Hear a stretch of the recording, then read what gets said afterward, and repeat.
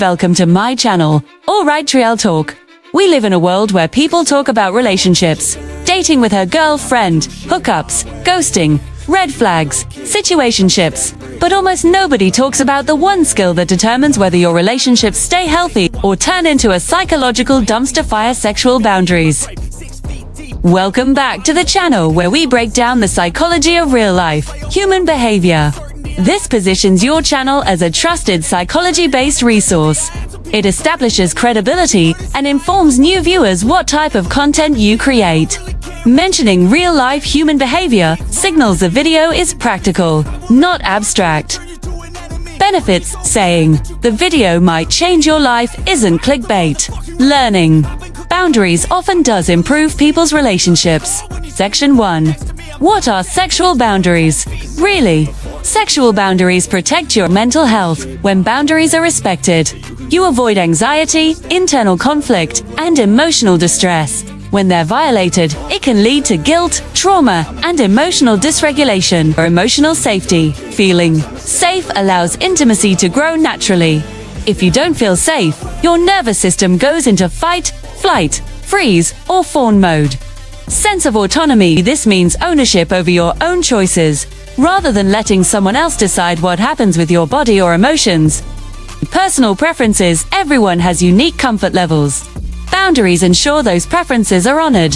Self-respect: setting and enforcing boundaries reinforces your internal belief that you deserve respect.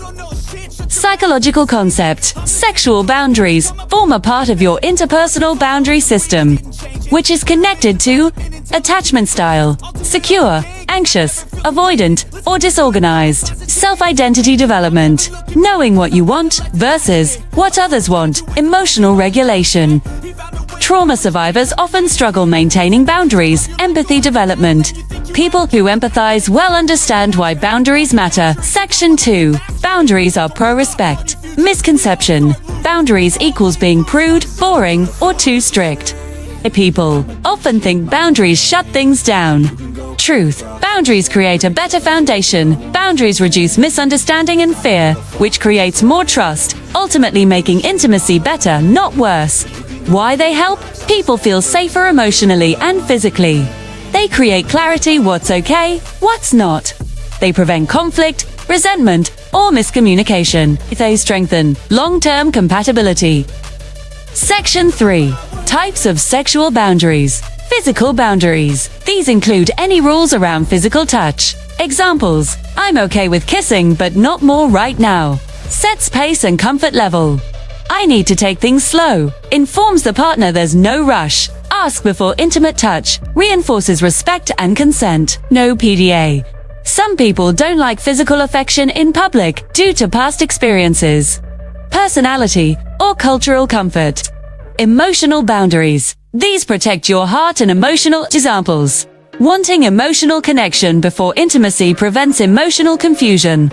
Not wanting casual intimacy is about protecting attachment patterns. Needing reassurance after intimacy is healthy. Intimacy increases emotional vulnerability. Communication boundaries. People communicate differently, so boundaries prevent discomfort. Examples: no explicit texts unless invited. Gives prevents feeling pressured or objectified. Avoiding sexual jokes at your expense gives protects dignity.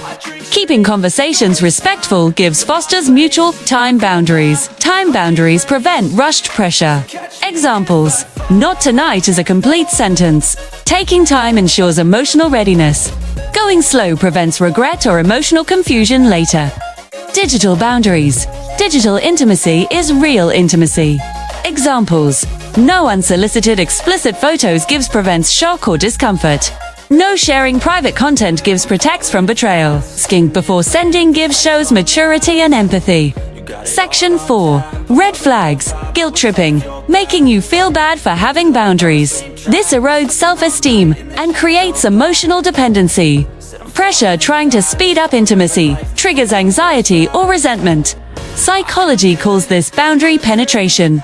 Anger. A partner becoming mad when you say no shows entitlement. Manipulation. If you loved me, you would, as emotional abuse. This creates coerced intimacy, not consent. Stealth behavior. Touching without asking.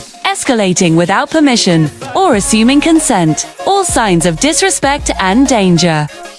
Section 5. Green flags. Asking for consent shows empathy and awareness. No pushback when you say no indicates emotional maturity. Checking in emotionally shows they care about your internal state, not just physical actions. Clear communication prevents mixed signals. No shaming. Healthy partners validate your comfort. Patience. Real affection is patient of love. Impatience often hides entitlement. Section 6. Why people struggle with boundaries. Childhood experiences.